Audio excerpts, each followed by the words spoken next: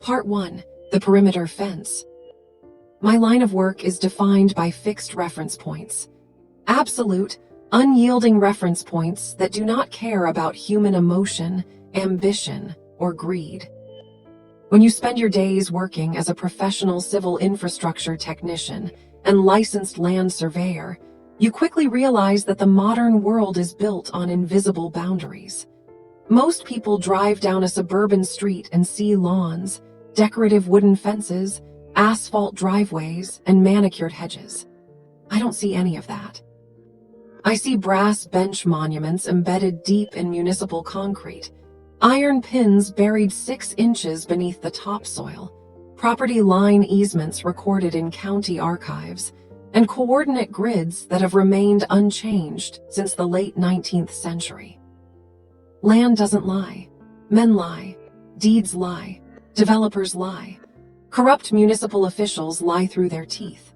But a 3/4-inch rebar monument driven 5 feet into granite bedrock carries the exact same mathematical truth today as it did 100 years ago.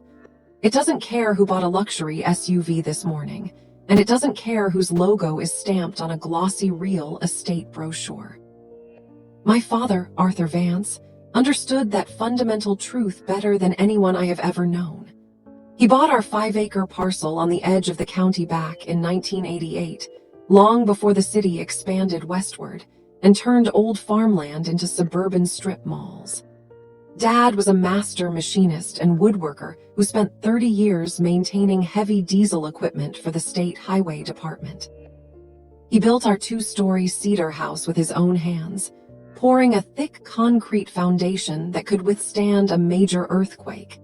And he erected a heavy timber workshop behind the main house where he restored antique furniture and repaired farm machinery for local growers. For over 20 years, it was just the two of us on that ridge. My mother passed away from a sudden illness when I was 4 years old, and Dad raised me on hard work, quiet Saturdays in the shop, and an absolute non-negotiable respect for boundaries. "Never build on another man's dirt, Caleb," he used to tell me while we cleared dead brush along our Southern Creek bed on cold autumn afternoons. "And more importantly, son, never let another man tell you where your own dirt ends. The moment you let someone push your boundary line back an inch just to keep the peace, you've already given them the whole farm." Then came Victoria. Dad met Victoria when I was 22 years old and away at the State University finishing my civil engineering degree. She was a sharp-edged, ambitious real estate broker who wore expensive designer suits, drove a pristine white luxury SUV, and spoke in a loud, performative tone that dominated every room she walked into. She had been married twice before, leaving a trail of bankrupt ex-husbands, messy divorces, and quiet financial settlements in her wake across 2 neighboring counties. Within 2 years of marrying my father, Victoria set her sights on the 200 acres of rolling pasture and timberland surrounding our 5-acre parcel. She partnered with a regional private equity developer, secured millions in private leverage, bought up the surrounding agricultural land for pennies on the dollar, and spearheaded the construction of Oak Ridge Estates, a sprawling, gated subdivision of 3,000-square-foot beige McMansions with manicured turfgrass lawns, identical tile roofs, and a notoriously strict, high-fee homeowners association. Victoria installed herself as the permanent president of the Oak Ridge Estates HOA board of directors. She ran the subdivision like a personal fiefdom, patrolling the paved streets in a custom golf cart, issuing hundreds of dollars in fines for unapproved mailbox paint colors, measuring lawn height with a plastic ruler, and threatening elderly neighbors with legal action if they parked a utility trailer in their own driveways for more than 2 hours. My father stayed completely out of her way. The Vance homestead sat on an elevated wooded ridge at the very end of what became the subdivision's main arterial road, separated from the cookie-cutter houses by a dense tree line of 90-year-old oak trees. We had our own private deep water well, our own commercial septic system, and a gravel driveway that connected directly to the old county road running along the western ridgeline. When my father passed away from a sudden, massive heart attack 2 years ago, my world collapsed. But Dad's personal affairs were impeccably organized. His will was simple, direct, and legally airtight.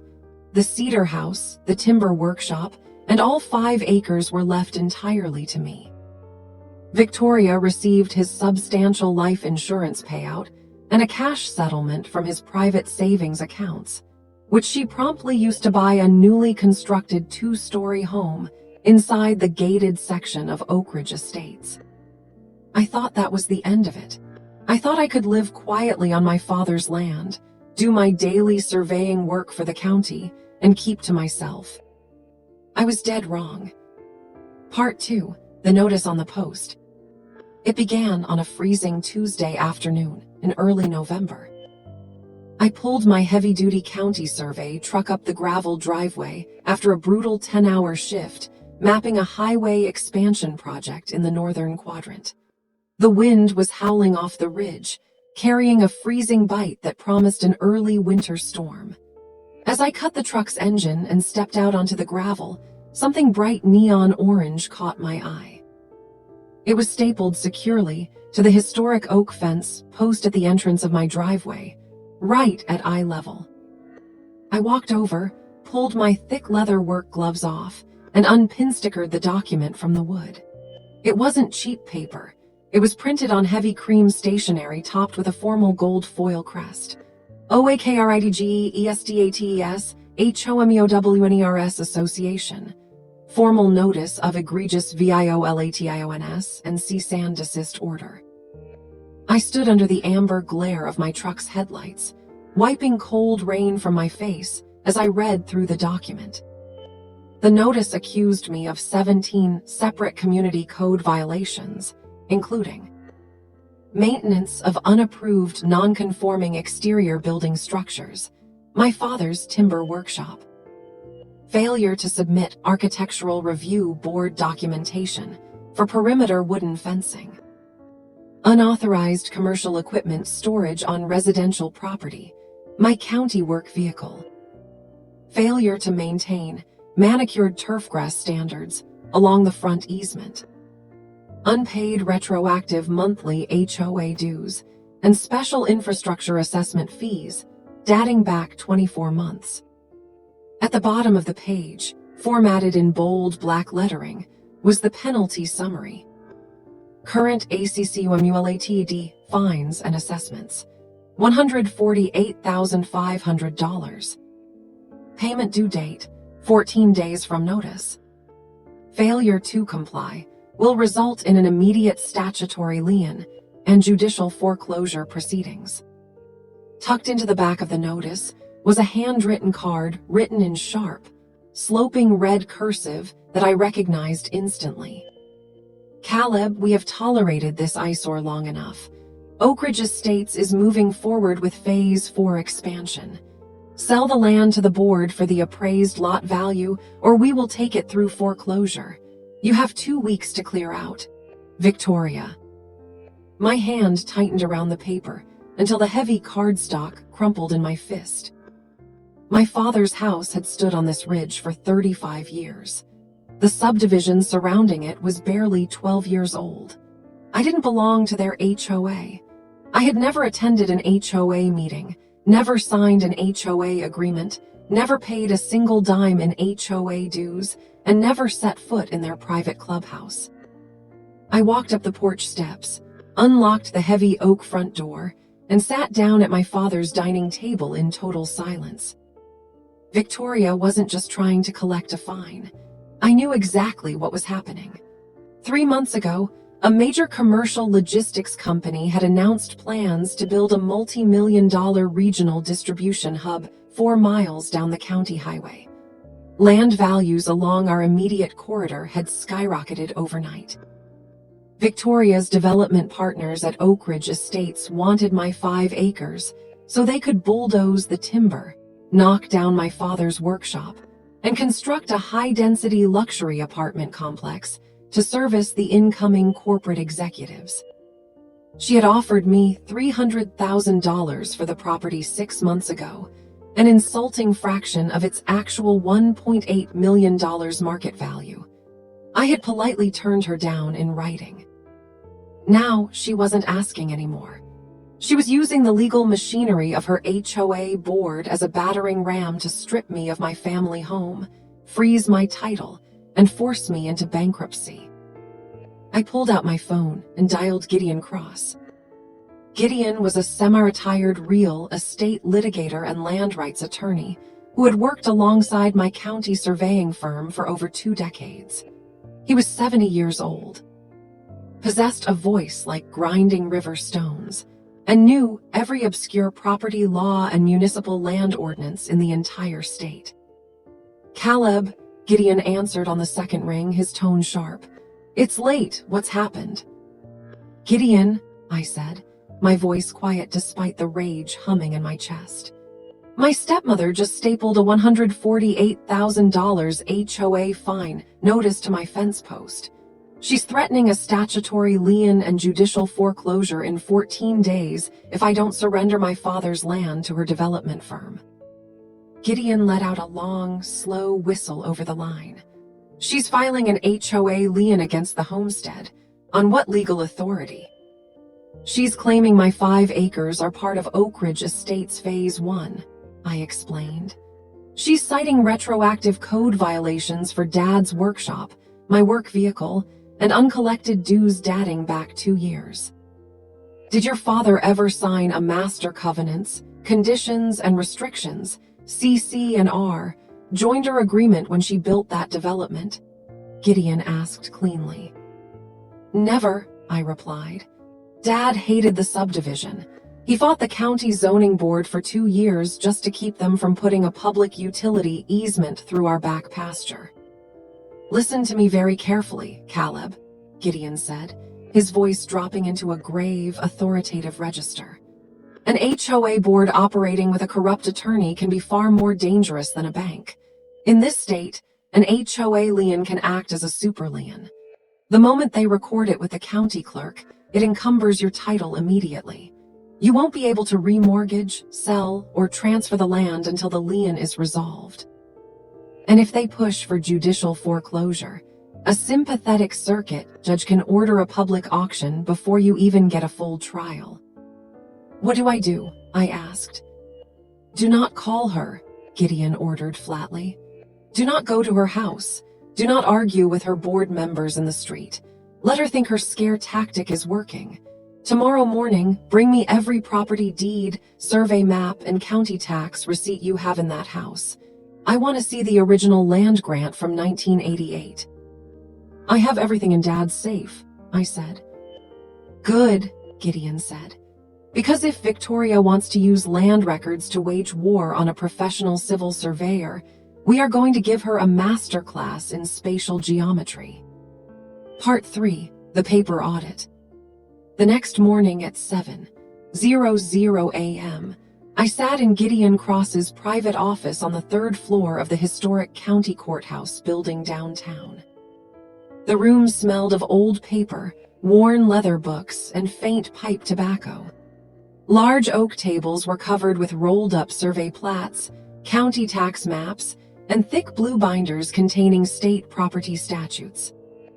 Gideon sat across from me, a magnifying glass in his right hand, scrutinizing a high-resolution printout of the original 2012 Oak Ridge Estates Master Development Plat.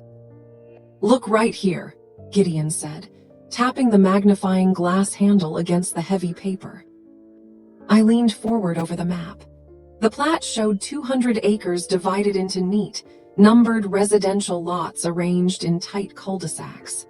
Surrounding the development was a heavy black dashed line labeled PROPOSED Subdivision Perimeter Boundary. When Victoria and her investment partners filed this master plat with the County Planning Commission 12 years ago, Gideon pointed out, they drew the boundary line completely surrounding your father's 5 acres. See how your parcel is tucked right into the northeast corner. "Yes," I said. "Dad refused to sell back then, so they had to lay out the subdivision road around our southern fence line." "Correct," Gideon smiled thinly. Now look at the legal description attached to the HOA's Master CC and our filing from the exact same year. He slid a 50-page legal document toward me, pointing his pen at Exhibit A, the official property description. I read the text aloud. All that certain tract or parcel of land situated in Allegheny County, described as lots 1 through 142 of Oak Ridge Estates Phase 1, together with all adjacent and contiguous parcels contained within the perimeter boundary map recorded in Plat Book 44, page 102. I froze. My eyes widened as I analyzed the precise phrasing. They used the phrase, adjacent and contiguous parcels contained within the perimeter boundary map, I muttered. Exactly, Gideon said, his eyes glittering behind his wire-rimmed glasses. Victoria's corporate lawyers drafted an intentionally ambiguous blanket clause. They drew their map to include your father's land inside the outer line, then wrote the legal description so it looked like your parcel was an unplatted lot within the HOA's direct jurisdiction. That's outright fraud, I said. My father owned that land 24 years before that plat was drawn. You can't encumber a private parcel just by drawing a pencil line around it on a piece of paper. It is fraud, Gideon agreed cleanly. It's a classic predatory clouding of title. They filed it quietly 12 years ago, knowing your father wasn't a real estate lawyer and wouldn't read the fine print in the county registry. They were playing the long game, Caleb. They knew eventually your father would pass away, and they assumed whoever inherited the land wouldn't have the financial resources or expertise to fight a multi-million-dollar developer in court. So what's her next move? I asked. In a few days, Gideon explained, Victoria's HOA attorney will file a formal notice of statutory assessment lien with the county recorder of deeds. They will cite the $148,000 in fake fines and unpaid dues. Once that lien is recorded, it creates an immediate cloud on your title. Then, 30 days later, they will file an action for judicial foreclosure in county circuit court. And if a judge grants the foreclosure, the county sheriff puts your 5 acres up for public auction on the courthouse steps, Gideon said coldly.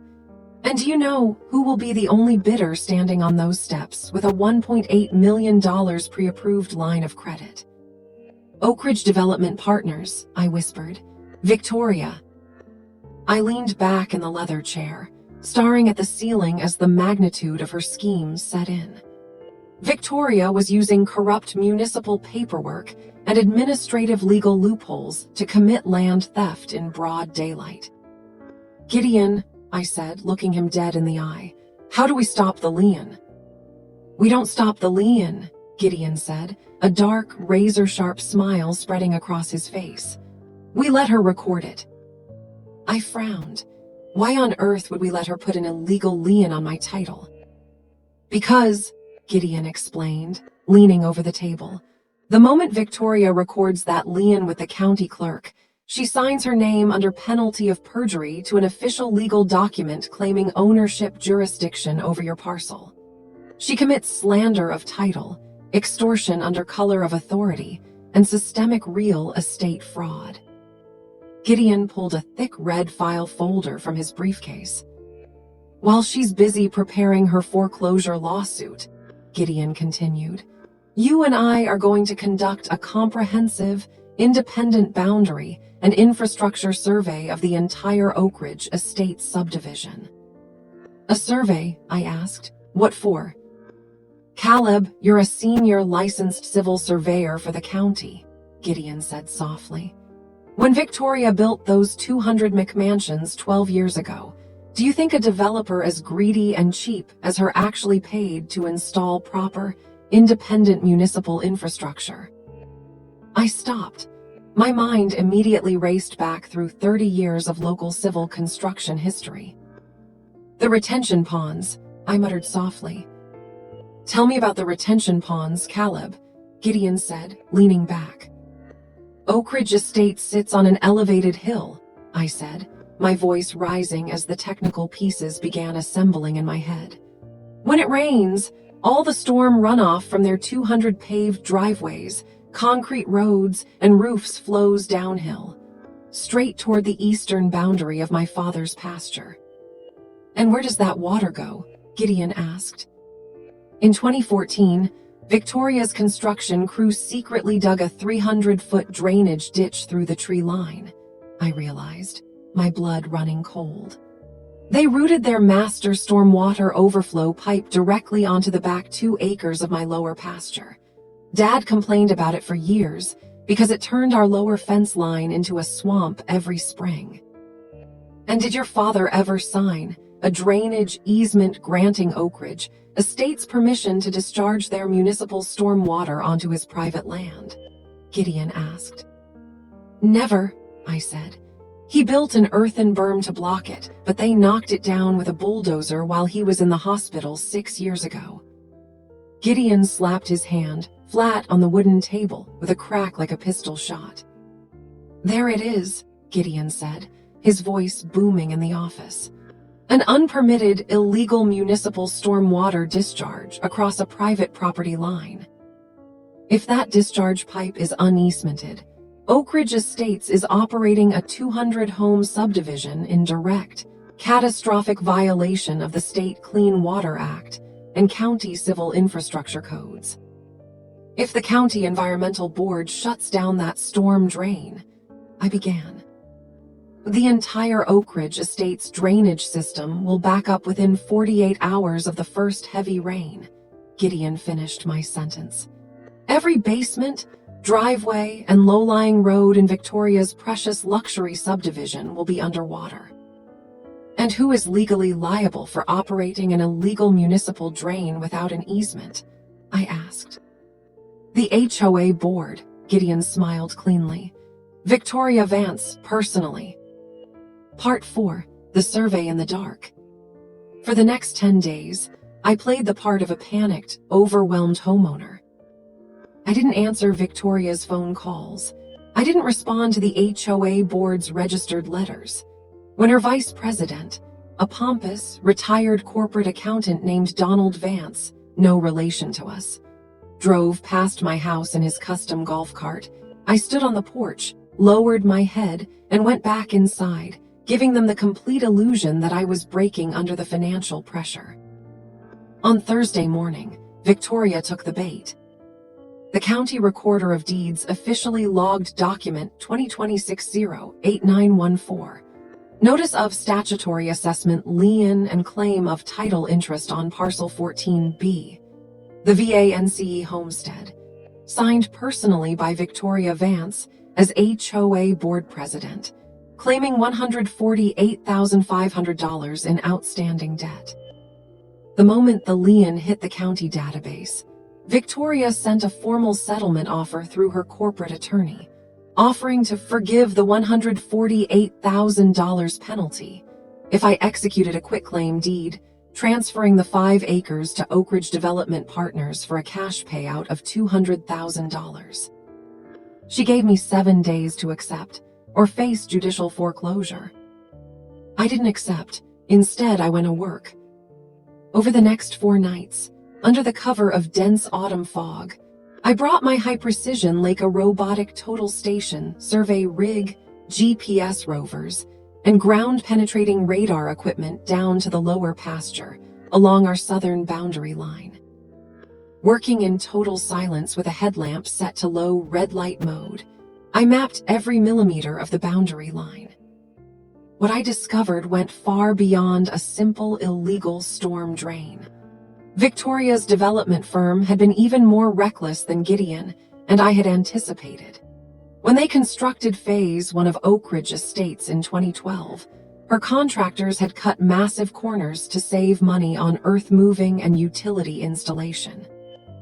The encroaching asphalt, the northernmost turn of Oak Ridge Parkway, their main 2-lane paved access road, encroached directly onto my father's legal property line by 4.2 feet over a span of 600 feet.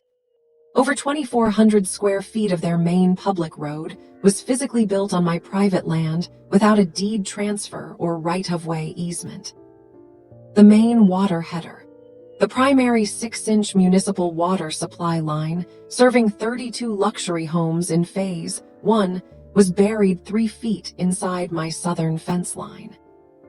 The illegal storm discharge.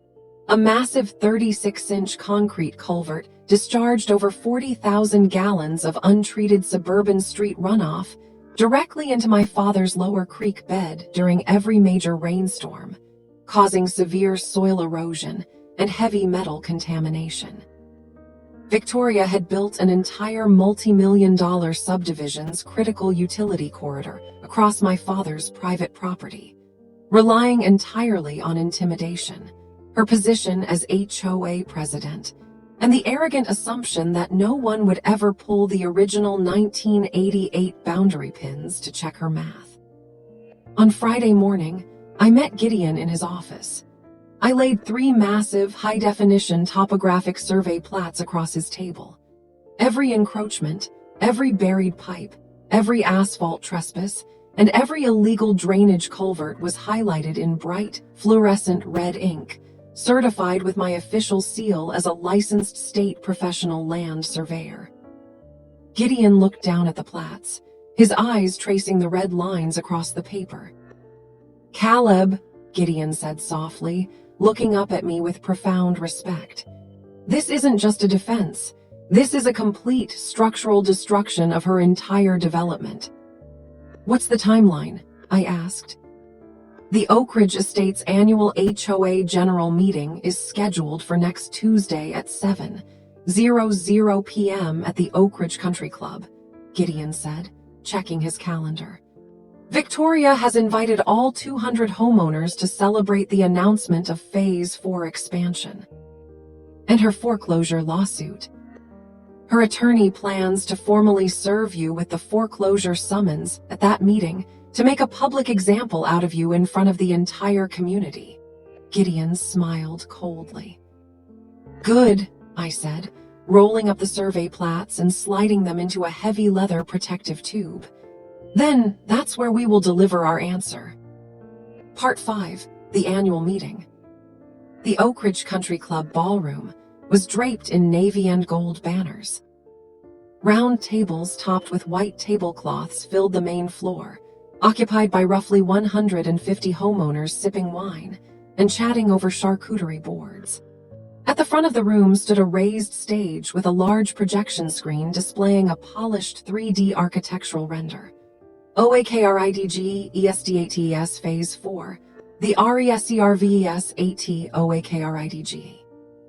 Victoria Vance stood behind the podium in a tailored cream suit, her hair styled to perfection, holding a wireless microphone like a CEO addressing her shareholders. To her right sat Donald Vance, the HOA vice president, tapping away on a tablet, and Richard Sterling, a slick, aggressive foreclosure attorney in a 3-piece suit holding a blue leather folder. "Good evening, neighbors," Victoria's voice echoed smoothly through the ballroom speakers. "As president of your board of directors, I am thrilled to report that property values in Oak Ridge Estates are up 12% year over year. But more importantly, we are officially ready to break ground on Phase 4, a luxury 80-unit apartment and commercial complex that will increase our HOA reserve fund by over $2 million. Applause rippled through the room. "Now," Victoria continued, her voice dipping into a practiced, sympathetic cadence, "to make Phase 4 a reality, we have had to take firm administrative action against an uncooperative, non-conforming property owner on our northern boundary line. As many of you know, the Vance parcel at the end of Oak Ridge Parkway has been an unmaintained eyesore for years, operating in direct violation of our community standards." She gestured toward Richard Sterling. "Tonight, our legal counsel is officially moving forward with judicial foreclosure proceedings to resolve this outstanding cloud on our community's border and secure the land for our expansion." "Excuse me," a voice rang out from the back of the room. The chatter ceased instantly. Heads turned toward the double doors at the rear of the ballroom. I stepped through the doorway wearing my dark gray suit, carrying a heavy leather map tube under my arm. Beside me walked Gideon Cross, holding a crisp black briefcase and wearing a charcoal wool overcoat that gave him the presence of a federal judge. Victoria's smile faltered for a fraction of a second before her face hardened into a mask of polite condescension. "Caleb," she said into the microphone, "this is a closed meeting for registered Oak Ridge Estates homeowners. You are not a member of this association, and you are trespassing on private club property." "Actually, Mrs. Vance," Gideon's gravelly voice cut through the room like a buzzsaw without needing a microphone. "My client is here in response to document 2020-608914, the fraudulent statutory assessment lien you recorded against his property 10 days ago." Richard Sterling immediately stood up from the head table, holding up a hand. "Mr. Cross, this is entirely inappropriate. If your client wishes to discuss settlement terms regarding the $148,000 debt, my office is open tomorrow morning." "There will be no settlement, Mr. Sterling," Gideon interrupted, stepping into the center aisle. "Because there is no debt. My client does not belong to your HOA, his land predates your development by 24 years, and your lien constitutes criminal extortion under state property statutes." A quiet murmur began to circulate among the homeowners at the tables. "Security," Victoria called out, her voice sharpening into a razor edge. "Please escort these men off the premises immediately." "I wouldn't do that if I were you, Victoria," I said, walking slowly down the center aisle toward the stage. "Unless you want me to explain to these 200 homeowners why their property values are about to drop 50% by noon tomorrow." Victoria froze. Her hand tightened around the microphone until her knuckles turned white. "You're bluffing. You're a low-level county surveyor trying to protect an old barn." "I am a licensed state professional land surveyor, Victoria," I said quietly, stopping right at the front edge of the stage. "And you made a fatal mistake when you built your subdivision over my father's property lines." Part 6. The Anatomy of a Collapse. I unstrapped the leather tube, pulled out 3 massive certified survey plats, and unrolled the first one across the main presentation table directly in front of the front row of homeowners. Gideon walked up to the stage, pulled a wireless lapel microphone from his pocket, clipped it to his jacket, and stepped over to the AV technician's soundboard, switching the input instantly.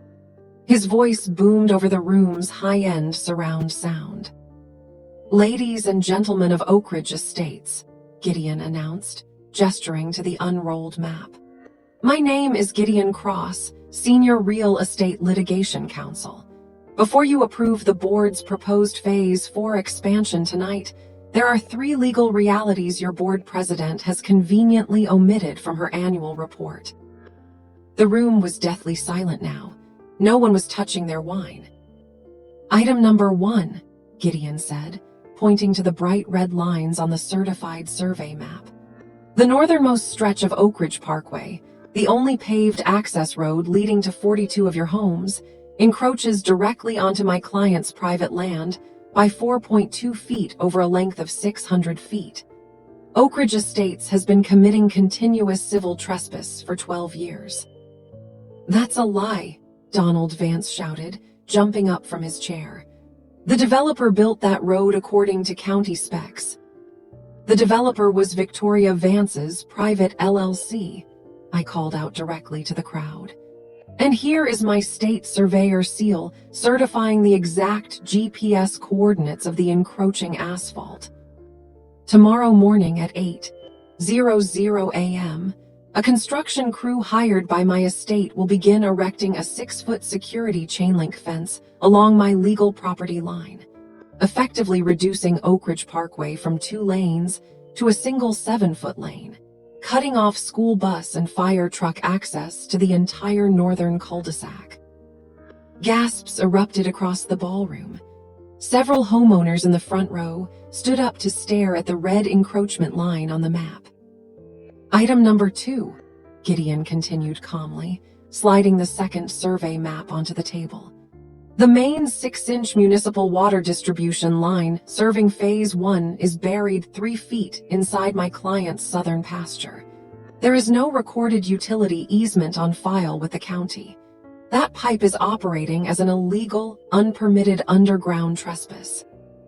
And item number 3, Gideon's voice dropped into a dark, heavy cadence that chilled the room.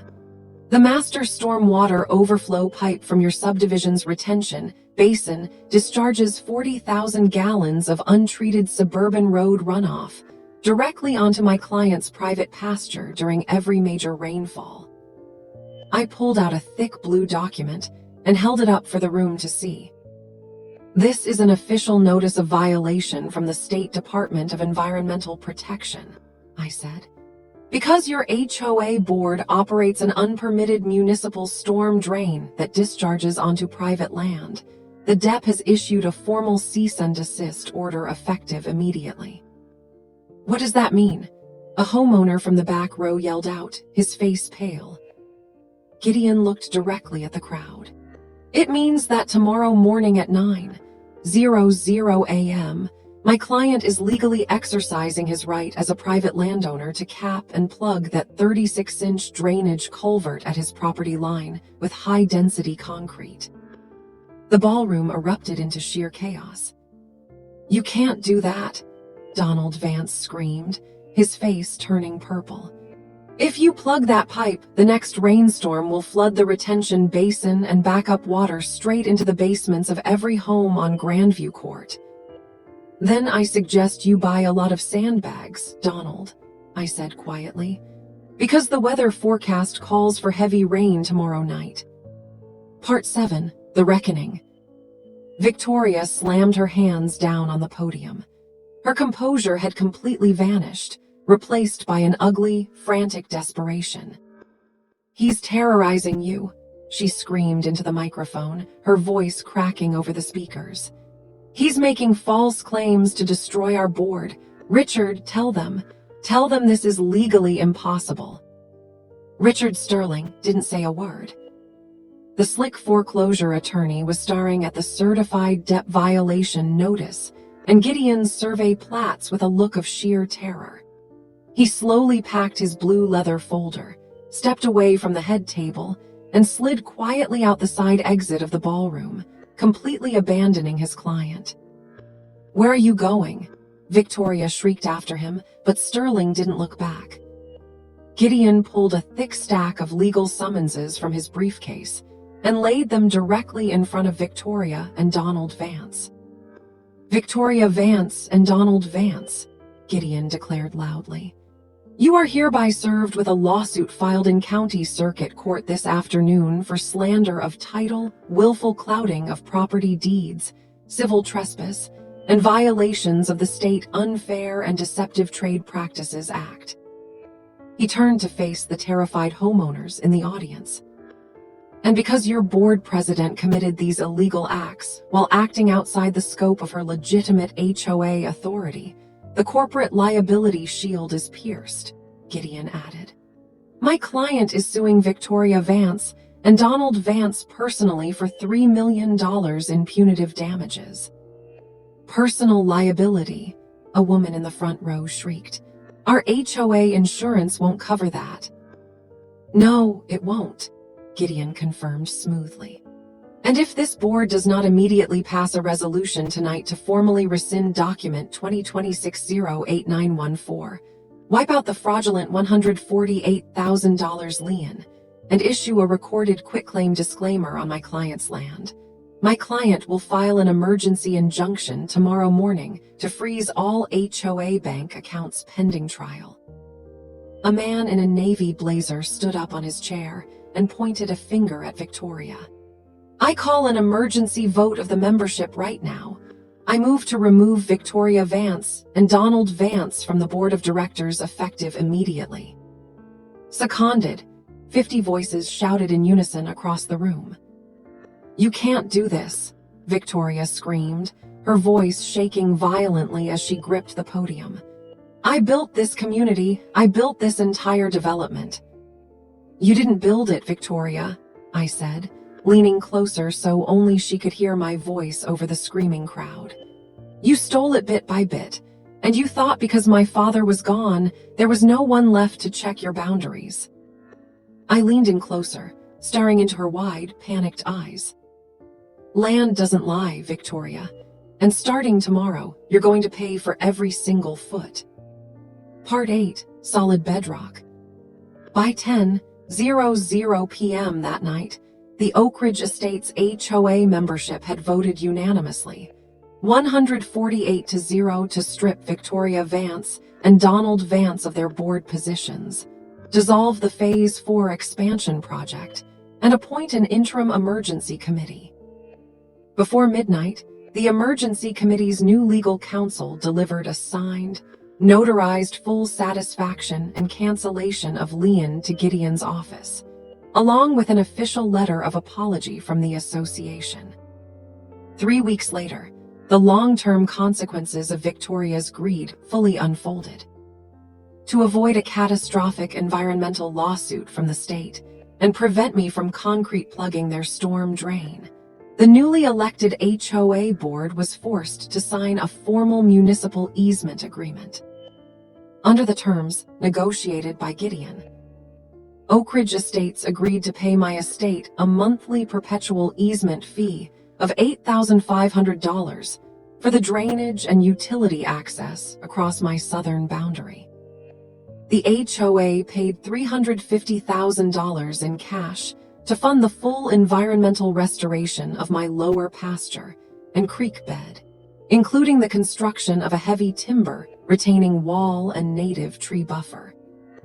The HOA agreed to pave a new, redirected access road entirely within their own legal boundaries, abandoning the encroaching 4-foot strip along Oak Ridge Parkway and transferring full physical possession back to me. As for Victoria Vance, her downfall was absolute. The State Real Estate Licensing Board revoked her broker's license following an internal audit triggered by our lawsuit, which uncovered systemic document falsification across 3 of her previous land developments.